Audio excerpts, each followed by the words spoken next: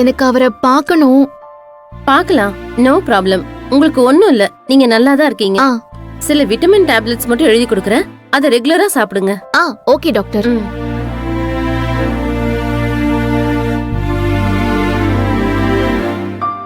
நீங்க எங்களை கூட்டிட்டு வாங்க. Okay doctor.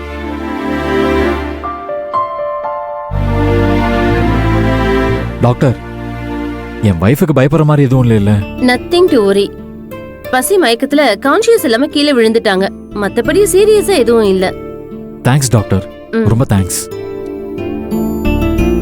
ஆதரே, எங்க நான் உங்களை ரொம்ப கஷ்டப்படுத்திட்டேனா? சச்சே, அதெல்லாம் இல்ல. என்ன பயப்பட வச்சுட்ட, அவ்வளவுதான். டைம்க்கு கரெக்டா சாப்பிடுங்க, இல்லனா இப்படிதான் அடிக்கடி கிடினஸ் கேர்னஸ்லாம் வரும். நான் எழுதி கொடுத்த டேப்லெட்ஸ 1 வீக் ரெகுலரா எடுத்துக்கோங்க. ஸ்ட்ரென்த்தும் ஸ்டாமினாவும் கிடைக்கும்.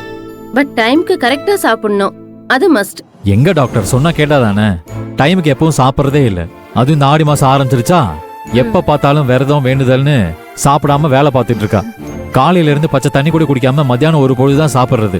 விரதம் வேண்டுதல்லாம் இருக்கணும் தான், அதுக்காக எப்பவும் இப்படி பட்டினி கிடக்க கூடாது. பக்தியா இருங்க, அது மனசுக்கு நல்லது. ஆனா அதே நேரத்துல கரெக்டா நல்ல உணவு எடுத்துக்கோங்க, அது உடம்புக்கு நல்லது. இவங்க என்ன நான் நிஜமா மயக்கம் போட்டு விழுந்த மாதிரியே பேசிட்டு இருக்காங்க. இவங்க டாக்டர் தானா? பரவாயில்ல, எப்படியோ இவரை மாப்பிள்ள கிட்ட பேச விடாம சமாளிச்சிட்டோம். ரொம்ப தேங்க்ஸ் டாக்டர். இனிமே இவங்களை நான் கொஞ்சம் கவனமா பாத்துக்கிறேன். Okay, carry on. இந்தாங்க.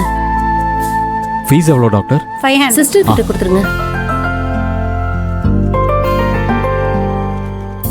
இந்தாங்க. Thank you doctor. Thanks doctor. Okay madam. வா.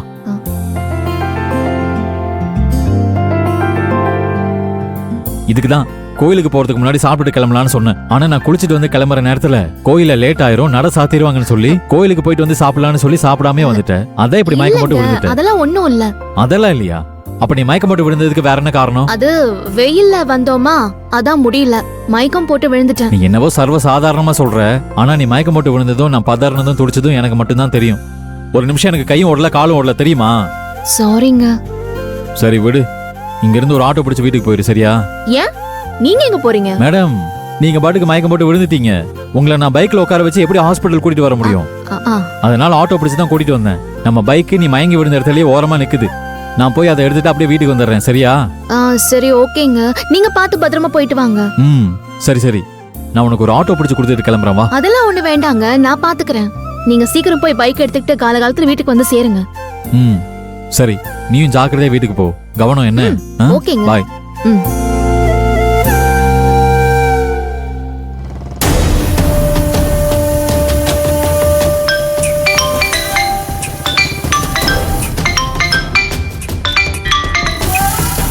சத்யாக்கா, சொல்லுங்கக்கா. என்ன கௌதம், எப்படி இருக்க? நான் நல்லா இருக்கேன்க்கா, நீங்க எப்படி இருக்கீங்க? நான் நல்லா இல்ல கௌதம். உனக்கு கல்யாணம் ஆனதுக்கு அப்புறம் ஆதிரை மேலயும் பிரபு மேலயும் ரோஹிணி மேலயும் இருந்த கோபம், கொலவெறி எல்லாமே உனக்கு அணைஞ்சு போச்சு. ஆனா அது எனக்கு இன்னும் ஜெகஜோதியா எரிஞ்சுக்கிட்டே இருக்கு. அக்கா, எனக்குள்ளேயும் எரிஞ்சுக்கிட்டு தான்க்கா இருக்கு. ஆனா பார்த்தா அப்படி ஒன்னும் தெரியலையே கௌதம், திடீர்னு நீ ரொம்ப சைலண்ட் ஆயிட்ட. பிரபுவும் கார்த்தியும் உன்னை வீடு புகுந்து அடிச்சதுல பயந்துட்டியா?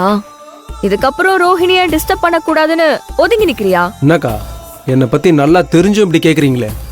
நான்லாம் பயந்து ஒதுங்கி போற ஆளா என்ன? அந்த ரோகிணி அப்படியெல்லாம் நான் நிம்மதியா வாழ விட மாட்டேன்க்கா.